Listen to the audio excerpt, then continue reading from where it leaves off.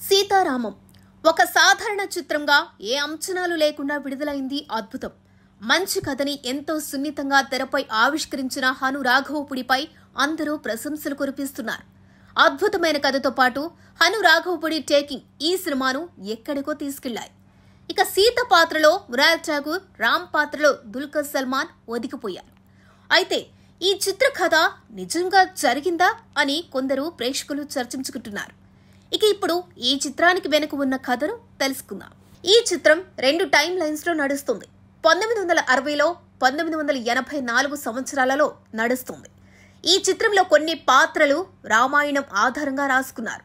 సీతకి రామ్ లెటర్ ని చేర్చే పాత్రలలో రష్మిక, తరుణ్ భాస్కర్ నటించారు. ఈ చిత్రంలోని చాలా సన్నివేశాలు నిజ జీవితంలోనివి అని దర్శకుడు హను రాఘవపుడి వెల్లడించారు. 2007లో ఒక లైబ్రరీలో ఆయన ఒక పుస్తకం చదువుతుంటే అందులో ఒక పాత ఉత్తరం కనిపించిందట. ఒక తల్లి హాస్టల్లో ఉన్న తన కుమారుడి కోసం ఆ లెటర్ రాసిందని, దాని నుంచే తనకు ఈ కథ ఆలోచన వచ్చిందని దర్శకుడు గతంలో తెలిపారు. అలాగే ప్రిన్సెస్ నూర్ జహాన్ పాత్ర కూడా చరిత్రలోని ఒక వ్యక్తి ఆధారంగానే రాసుకున్నట్లు తెలుస్తుంది. చరిత్రకారుల ప్రకారం 16వ శతాబ్దంలో ఢిల్లీని అక్బర్ పరిపాలించేవాడు. ఆయన దర్బారులో పనిచేసే ఒక వ్యక్తి కుమార్తె పేరు మెహరూనిసా. ఆమె కూడా అక్కడే పనిచేస్తూ ఉండేది. ఇక అక్బర్ కుమారుడు సలీం ఆమెను చూసి ఇష్టపడతారు. వారిద్దరూ పెళ్లి చేసుకోవాలి అనుకుంటారు. ఇక ఈ విషయం తెలుసుకున్న అక్బర్ ఆమెను వేరే వ్యక్తికి ఇచ్చి పెళ్లి చేస్తాడు.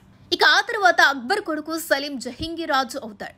అప్పుడు మెహరూనిసా భర్తను చంపేసి ఆమెను పెళ్లి చేసుకుంటాడు. జహంగీర్ మెహరూనిసాకు పెట్టుకున్న పేర్లలో ఒకటే నూర్ జహాన్.